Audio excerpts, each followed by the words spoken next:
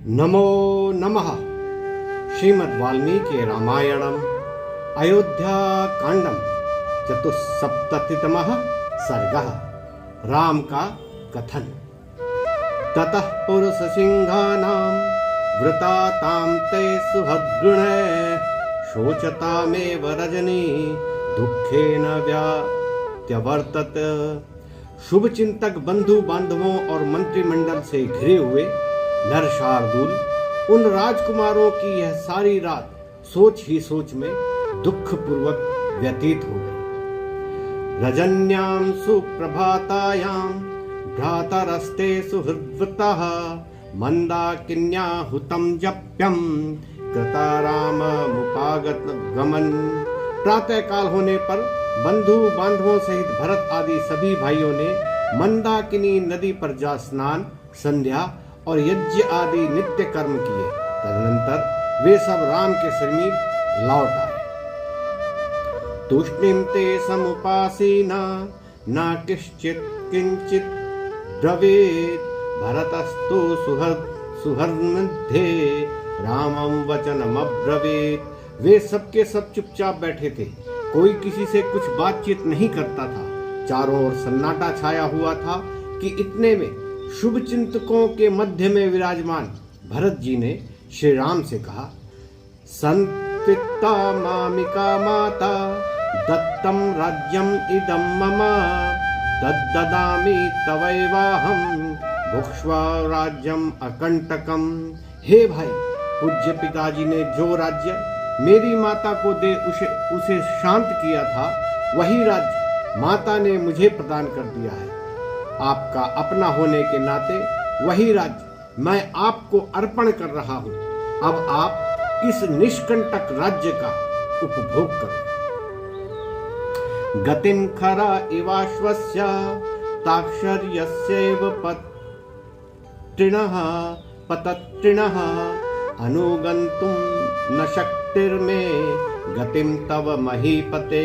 हे महीपाल, जिस प्रकार घोड़े की और अन्य पक्षी गरुड़ की चाल को नहीं पा सकते, हे महीपाल, जिस प्रकार घोड़े की और अन्य पक्षी गरुड़ की चाल को नहीं पा सकते, उसी प्रकार मैं भी आपके राज्य पालन का सामर्थ्य नहीं पा सकता।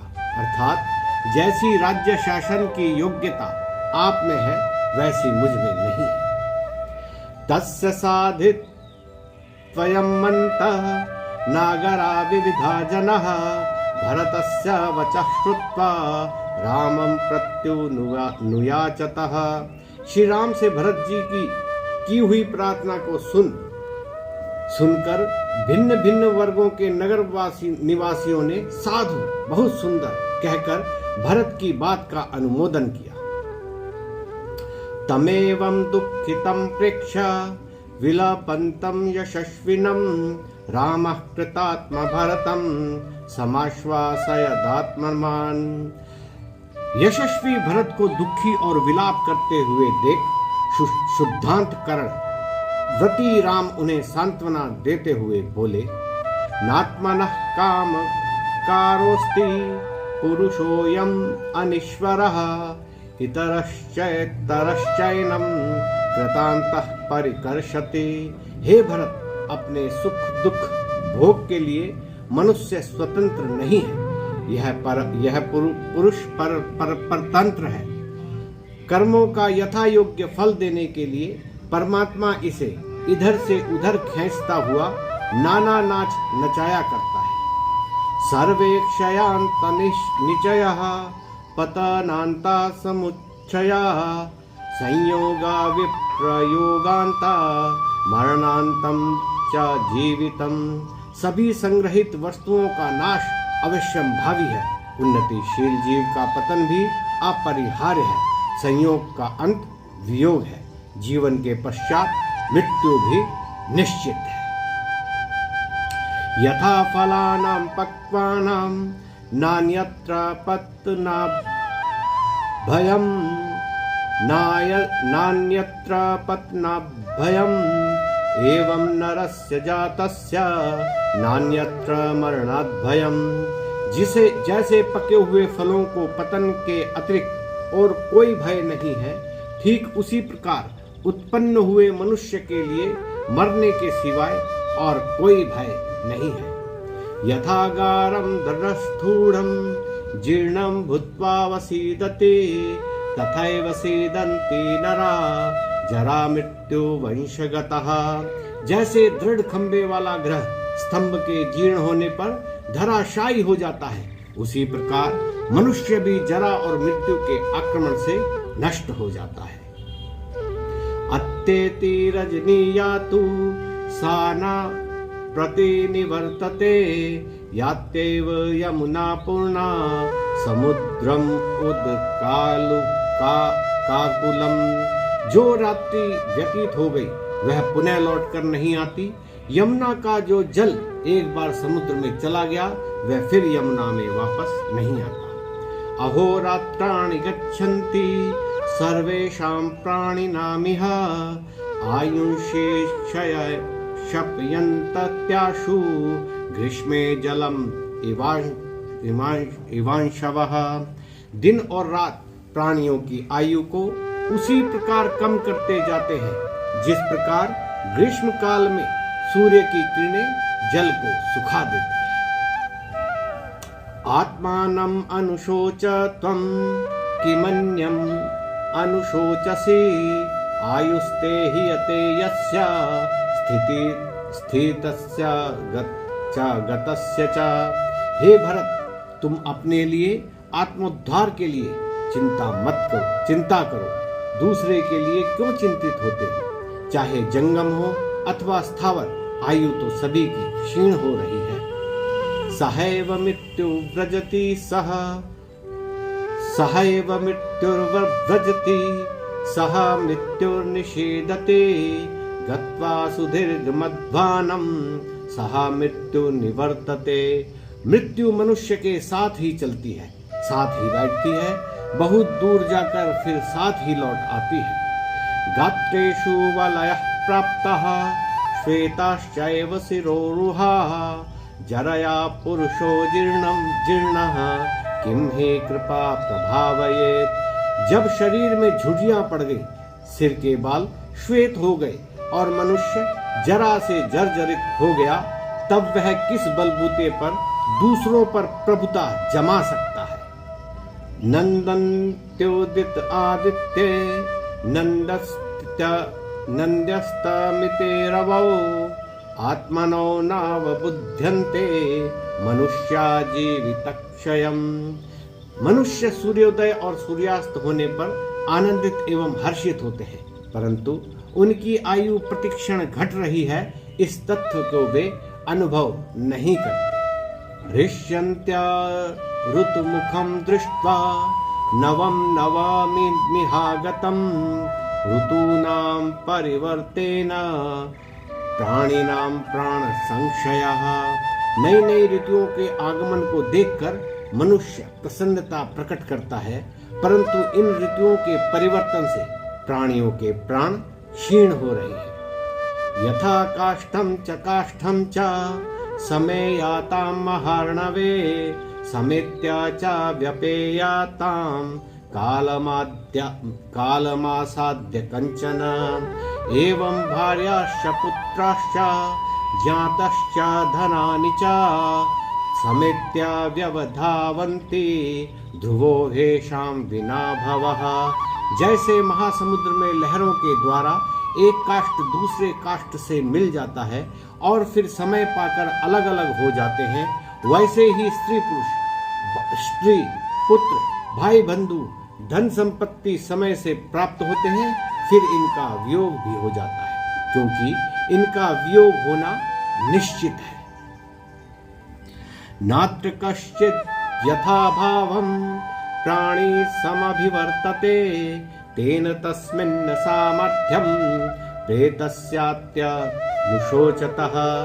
हे भरत, संसार का कोई भी प्राणी जन्म मृत्यु के विधान से अतिक्रमण नहीं कर सकता, इसीलिए मृत मनुष्य के संबंध में शोक मनाते हुए भी मनुष्य अपनी मृत्यु को परे धकेलने में असमर्थ है।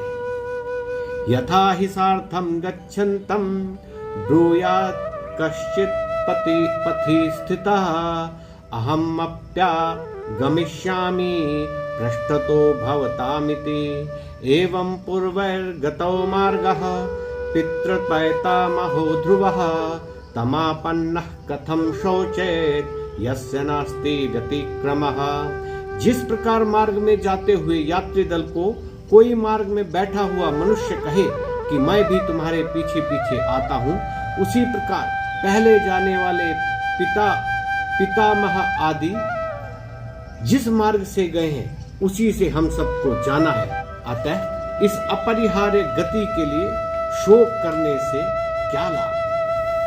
वयसः पतमानस्य श्रोतसो वा निवर्तनः आत्मा सुखे नियोक्तव्यः सुखभाजः प्रजः स्मृतः। जिस प्रकार नदी की धारा आगे ही बढ़ती जाती है, पीछे नहीं लौटती, उसी प्रकार आयु को क्षीण होते हुए देखकर अपने आप को सुख शांति के साधनभूत धर्म कृत्यों में लगाना चाहिए, क्योंकि मानव जीवन सुख शांति की प्राप्ति के लिए ही मिला है। इष्ट्वा बहुविधिर्यज्ञ भोगांशावाप्य पुष्कलान् उत्तमं चारुया साध्य स्वर्गतः पृथ्वीपतिः। महाराज दशरथ अश्वमेधादि अनेक प्रकार के यज्ञ कर नाना प्रकार के भोगों को भोग तथा उत्तम दीर्घायु को प्राप्त कर स्वर्ग सिधारे हैं। तम तु नैवं विदः कश्चित् प्राज्ञः शोचेतुमर्हसि तद्विधो मद्विधश्चासि श्रुतवान् बुद्धिमत्तरः। मेरे और तुम्हारे समान वेद शास्त्र का ज्ञाता तथा बुद्धिमान कोई भी ज्ञानी ब्रह्मलोक विहारी महाराज दशरथ के लिए शोक नहीं कर सकता। सस्वस्थो भवमाशोको यात्वा चावसनां तांपुरीं तथा पित्रा नियुक्तोसि वशीनां वदतां वर। तुम स्वस्थ हो और शोक को त्याग कर अयोध्यापुरी में जाकर निवास करो। हे बोलने वालों में श्रेष्ठ, पिताजी ने तुम्हें अयोध्यापुरी में स्वतंत्रता पूर्वक निवास करने की आज्ञा दी है। यत्राहमपि तेनैव नियुक्तः पुण्यकर्मणा तत्रैवाहं करिष्यामि पितुरार्यस्य शासनम्। पुण्यकर्मा पूज्य पिताजी ने जहाँ मेरी नियुक्ति की है, तदनंतर वहाँ रहता हुआ मैं भी पिताजी की आज्ञा का पालन करूंगा। न मया शासनं तस्य त्यक्तुं नान्यमरिन्दम तत्त्वापि सदा मान्यं स वै बन्धुः स नः पिता। हे शत्रुओं का दमन करने वाले, मेरे लिए उनकी आज्ञा का उल्लंघन करना उचित नहीं है और आपको भी उनकी आज्ञा का पालन करना चाहिए। वे हम लोगों के शुभ चिंतक और पिता हैं। धार्मिकेण नृशंसेन नरेण गुरुवर्तिना भवितव्यं नरव्याघ्र परलोकम जिगीषता। हे पुरुष सिंह, जो मनुष्य धार्मिक और दयालु हैं, जिन्हें अपना परलोक बनाने की इच्छा है, उन्हें बड़े लोगों की आज्ञा माननी ही चाहिए। आत्मानं अनुतिष्ठत्वं स्वाभावेन नरर्षभ निशाम्यातु शुभं वृत्तं पितुर्दशरथस्य नः। हे नरश्रेष्ठ, तुम पिताजी की सच्चे प्रतिज्ञा का स्मरण कर अपने मन में अब राजधर्म को स्थापित करो, अर्थात पिताजी की सत्य प्रतिज्ञा को पूर्ण करने के लिए अयोध्या में जाकर राज करो। नमो नमः।